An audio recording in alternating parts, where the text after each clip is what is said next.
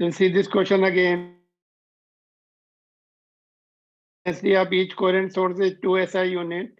Then what will be the intensity at center of the screen in YDSC? So it will be 4 times of the intensity of each wave. So 4 into 2, 2 is given each wave की intensity 8 SI unit. Now this question is reverse question. If the intensity at center is I naught, then what will be the intensity of each source? So each source will be 1/4 of the maximum intensity. I naught is the maximum. So I1 will be equal to I2, which will be 1/4 of I max, which is I naught. So 1/4 of I naught. तभी तो 4 times okay I naught हो जाएगी उसकी centre में. ठीक है?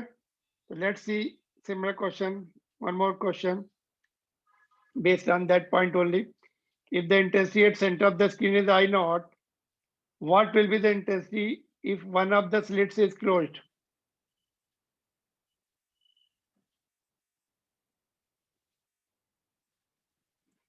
How to solve this question?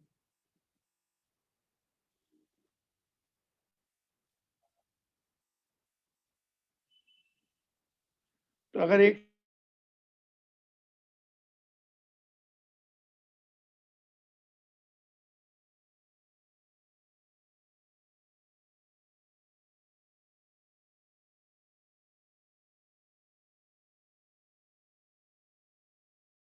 interference, since no interference will take place, तो one wave की जो इंटेंसिटी है वो स्प्रेड हो जाएगी on the screen. Alright,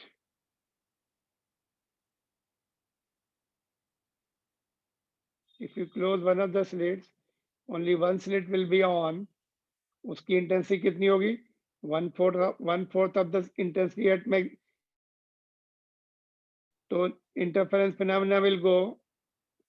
Only intensity of one wave will be spreading on all the screen. So I naught by 4 will be the intensity everywhere on the screen.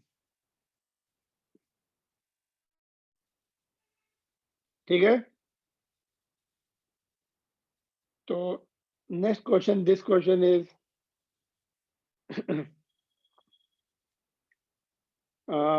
whatever we have learned so far, सबका combination है ये question. Fifth question of our NCERT book exercise का. So can you try this question? इसको थोड़ा सा कोशिश करो करने की. देखो, think about this, how to solve this question. Very good question it is.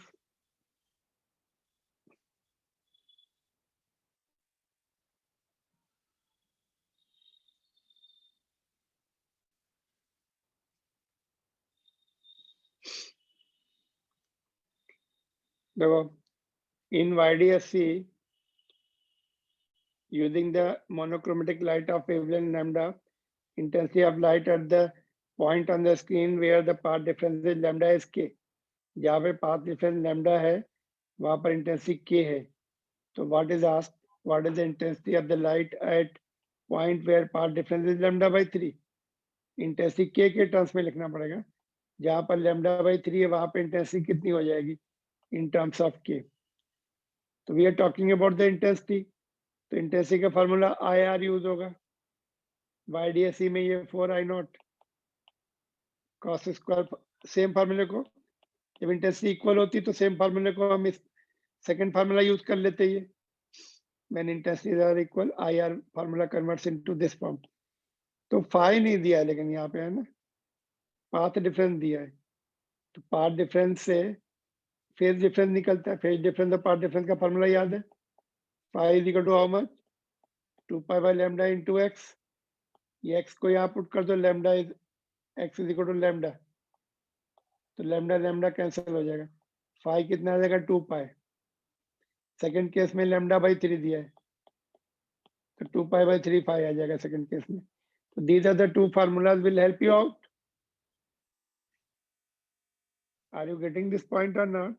ये दोनों फार्मूले से अपना काम चल जाएगा. तो let's see how to solve it. इसको होप कि तुम्हें दोनों फार्मूले समझ, ऑलरेडी हमने यूज किए वो फार्मूले. देखो, पहले पाथ डिफरेंस से, जस्ट मिनट, ठीक है. तो देखो पहले फॉर द पार्ट, ये लैम्डा दिया पार्ट डिफरेंस, तो x is equal to lambda से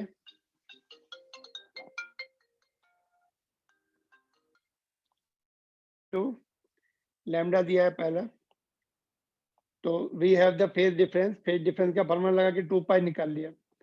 फिर इंटेंसिटी का फार्मूला लिखा, ये दूसरा वाला, सेकंड वाला फार्मूला इंटेंसिटी का लिखा, जिसमें इंटेंसिटी इक्वल होती तो ये यूज करते, या वही आई आर वाला भी लिख सकते थे जो पहला वाला फार्मूला था, I1 प्लस I2 वाला, I1 I2 I0 ही रखेंगे। तो ये फाई की वैल्यू यहाँ पुट कर दी, तो इसको सॉल्व किया, और इंटेंसिटी कितनी दी है, के इंटेंसिटी दी है, जब ये वैल्यू यहाँ पुट करेंगे, है ना।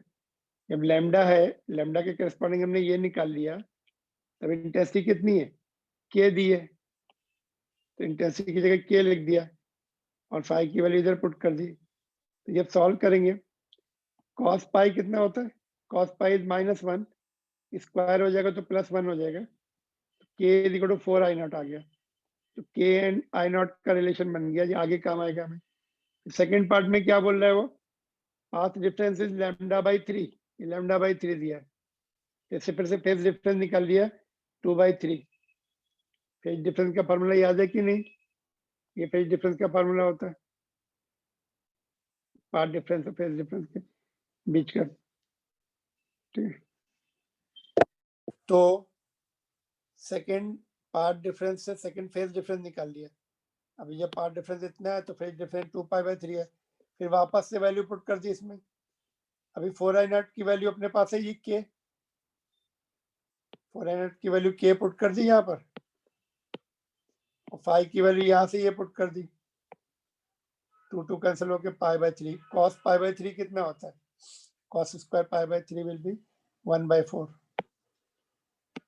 तो k/4 आंसर आ जाएगा। तो इस क्वेश्चन में हमें दो फार्मूले 2 बार यूज करने पड़े, है ना। पार्ट फेज डिफरेंस नहीं दिया था, पार्ट डिफरेंस दिया था, फेज डिफरेंस निकाला, फिर रिजल्टेंट इंटेंसिटी का फार्मूला लगा के के का एंड I0 का रिलेशन निकाल लिया। फिर सेकंड पार्ट में फिर से पाथ डिफरेंस अलग दिया है, तो रिजल्टेंट इंटेंसिटी पूछिए, फिर से फेज डिफरेंस निकाल लिया, फिर इंटेंसिटी के फार्मूले में वैल्यू पुट कर दी 4I0 की वैल्यू, और 5 की वैल्यू पुट करके सॉल्व किया, तो अपना आंसर के टर्म्स में आ गया, k/4। This is the problem number 5 of NCERT book.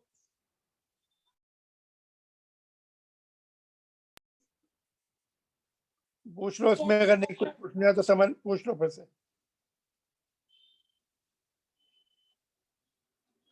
ठीक है। ये 2-3 फार्मूले याद रखने हैं तुम्हें, रिजल्टेंट इंटेंसिटी वाला एक भी याद कर लिया तो उससे, ये वाला नहीं याद है तो पहला वाला यूज कर लो, IR is equal to I1 plus I2 plus 2√I1 I2 cos 5, I1 and I2 की वैल्यू I0 होती, उससे भी आ जाएगा अगर ये नहीं याद आ रहा तो।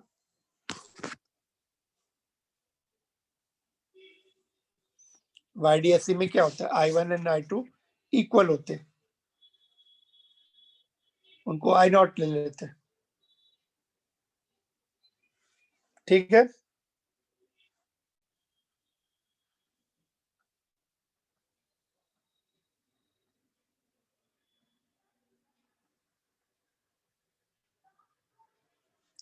ठीक है, तो एक और क्वेश्चन है, ये केवल NEET and JEE point of view से देख लो, बोर्ड सीबीएसई बोर्ड में नहीं आएगा ये, नॉट फॉर सीबीएसई बोर्ड। देखो इन YDSC intensity at a point is 1/4 of the maximum intensity, angular position of this point। तो angular position of this point निकालने के लिए हमने जो अल्टरनेट मेथड सीखा था ना, अल्टरनेट मेथड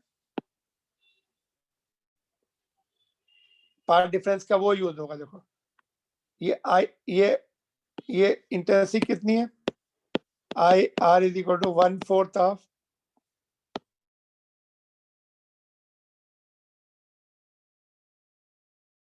I0, तो 1/4 ऑफ 4I0, ये आई नॉट बचेगा, रिजल्टेंट इंटेंसिटी ये आ गई।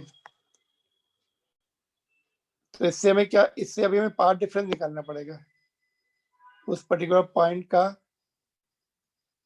पाथ डिफरेंस निकालना पड़ेगा। फाई इज इक्वल टू, इसमें इस वैल्यू में इसमें पुट करके I R is equal to 4I0 cos square 5/2 से फाई निकालना पड़ेगा। फाई निकालने के बाद पाथ डिफरेंस वाले फार्मूले से पाथ एक्स निकालना पड़ेगा। एक्स मिलने के बाद वो जो हमने फार्मूला